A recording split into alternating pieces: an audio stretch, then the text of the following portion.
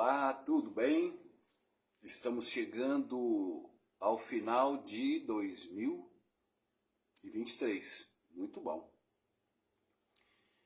Que você seja bem-vindo, que essa mensagem possa de alguma forma esclarecer a sua mente, esclarecer o seu coração para as realidades da graça do Senhor Jesus. Porque é um tema, boa noite Alessandra, é um tema que nos é muito caro. Há uma confusão espiritual de entendimento que leva as pessoas a desistirem de Jesus. As pessoas não abandonam igrejas porque não gostam de estar na igreja em comunhão com amigos ou com os irmãos ou de alguma forma cultuando a Deus. É porque elas cansam. As mensagens são verdadeiramente anti-evangelismo, anticristão, e usam o nome de Jesus. Então, você acha que está tudo bem porque você está na igreja e aquele povo que está do seu lado desde sempre, mas você não imagina o tanto de pessoas que abandonam a igreja. Se não abandonam fisicamente, abandonam espiritualmente, ou seja, elas vão para a igreja por irem. Por que as pessoas dizem, eu prefiro, boa noite Sônia, por que as pessoas dizem, eu prefiro ir na igreja tal ou tal, eu não gosto da outra, não me identifico? Por causa da palavra que vos é pregada. E esse formato de evangelismo desqualificado, ele vai tirando das pessoas toda a energia delas. Porque ela ouve ou estuda em lição tanta bobagem, tanta coisa fora de propósito de Deus, de Jesus. E ela se sente tão desprotegida de Deus, do amor de Deus, porque o tema hoje é que Deus não é tão amor assim, Deus é mais justiça. Porque se você tem tatuagem, porque se você usa tal roupa, porque se você vota na esquerda, porque você... Então são tantos parâmetros imbecilizados, idiotas, que levam as pessoas a seguirem um caminho totalmente ao inverso do que o Evangelho ensina, do que Jesus ensinou. Ele é o tema principal da Bíblia. O resto é subterfúgio. O resto são informações, ideias humanas. Mas quando nós entendemos Jesus, nós sabemos realmente a graça, o amor, o prazer de poder conviver com Ele. E dentre essas palavras ditas pelo nosso Senhor, tem uma que é muito forte, mas as pessoas elas não qualificam, não vivem, não pregam e nem usam para o benefício do próximo. Por exemplo, Jesus diz assim, vós que sois mau, sabem dar boas dádivas aos vossos filhos. E as pessoas entendem que essas boas dádivas são comportamentos, atitudes e ações que elas devam tomar para agradar a Deus, para continuarem a serem salvas e para que Deus a olhe com compaixão e as perdoe pelas ações. E essas ações, muitas vezes, comportamentais, desanimam aqueles que sabem que é mal, que sabem que não consegue não infringir as regras do céu, porque entenderam no inconsciente do que Jesus disse, Vós que sois maus, ou seja, eu não me comporto bem, eu ajo errado, eu peco, eu cometo gafes, eu penso e peco, eu falo e peco pela boca. É um horror. Mas, normalmente as igrejas te cobram, te chicoteiam, te exigem, doutrinam. E aí você com o tempo vai se cansando. Uns não querem ir mais na igreja, não tem mais paciência, não tem saco de ouvir tanta bobagem no púlpito. Outros dizem assim, bom, eu tenho que ser salvo, quero estar no céu, então eu vou para a igreja, porque me ensinaram isso. E está lá na igreja a mesma coisa que não tivesse, mas ele cumpre o ritualzinho de chegar de manhã e sair na hora do almoço. Vós que sois mau. Jesus já está dando o spoiler. Não há saída para quem é mau. Porque se ele diz que nós somos mau, ele está dizendo que toda a humanidade é má. E mesmo sendo mal ou má, você sabe dar boas coisas a quem você gosta, a sua família, os seus filhos. Ele coloca filhos porque ele sabe que o vínculo entre pais e filhos normalmente é um vínculo de um amor um pouco mais sincero, mesmo sendo mal. Você pega bandido, ladrão, assassino, ele cuida do filho, da filha, normalmente. Odeia a humanidade, mata, faz o diabo, mas quando chega em casa ele quer cuidar daquele que ele diz amar.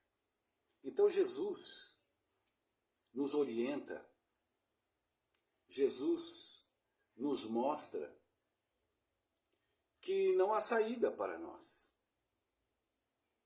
E que essa saída não está nem na igreja, nem na lição e nem na Bíblia. Porque o que te é ensinado é que você tem que ficar lendo a Bíblia sem parar, orando sem parar, estudando a lição sem parar e indo à igreja sem parar. Você, consumindo esse pacote, enfiaram na tua cabeça de que você estará no céu. E Jesus disse não. Tanto é que o Sinédrio, na época de Cristo, fazia tudo isso e muito mais. Muito mais. E Jesus os chamou de filhos da serpente, filhos de Satanás, hipócritas. Eles cumpriam todas as regrinhas ao pé da letra e exigiam das pessoas. Jesus falava, vocês não cumprem, exigem deles e vocês não carregam com a ponta do dedo o que vocês mandam fazer. Então assim é a igreja, meu amigo e minha amiga. Não entre nessa ladainha. Frequente a igreja, mas frequente com paz no coração. Frequente na certeza de que você está perdoada porque Jesus te ama. Você que não tem igreja, tenha certeza de que a tua salvação está posta em Jesus, não nos seus atos, não no que você vai ou não frequentar. De repente você está desmotivado, desmotivada, porque quando você vai à igreja, você não consegue cumprir aquilo que a igreja exige, e Jesus não exige nada. Por mais bravos e nervosos que ficam, a verdade é que Jesus não exige nada. Jesus disse que Ele quer o nosso coração. Ele quer que nós tenhamos fé nele. Porque a fé a salvação vem pela fé. Por que pela fé? Porque eu creio que Ele morreu por mim que sou mau. Porque eu creio que Ele limpou e limpará os meus pecados. Pela fé. Não por atos que eu cometa. Não por eu achar que cometo atos maravilhosos, porque a maioria da igreja, de líderes da igreja, acham que eles são fodaços. Que eles são top de linha. Eles se acham os precursores do evangelho, da verdade e da salvação. E assim agem em prol de si mesmos, olhando para si, orando para si. Como Jesus disse naquela parábola de que um crente ortodoxo, leitor da Bíblia, guardador de leis, estava na igreja orando e agradecendo a Deus por ele ser um dizimista, um guardador do sábado, um homem honrado. E o era. Jesus não falou que ele não era nada disso. E o outro simplesmente atordoado e não se enxergava porque só via pecado, só via mal nele, não via nada de bom. E ambos, ao saírem da igreja, Jesus falou que só um Deus ouviu, que só um Deus aceitou. Por amor a um pecador. Por que ele ama o pecador? Mas ele ama o pecador que entende que é pecador. Ele não ama o pecador que é hipócrita. Porque esses não herdarão o reino dos céus. E você se olha no espelho, coloca o seu terninho e a mulher o seu vestidinho lindo aos sábados ou aos domingos na sua igreja, cumpre todas as normas e rituais e faz a oração de agradecimento a Deus por você ser tudo isso que você não é.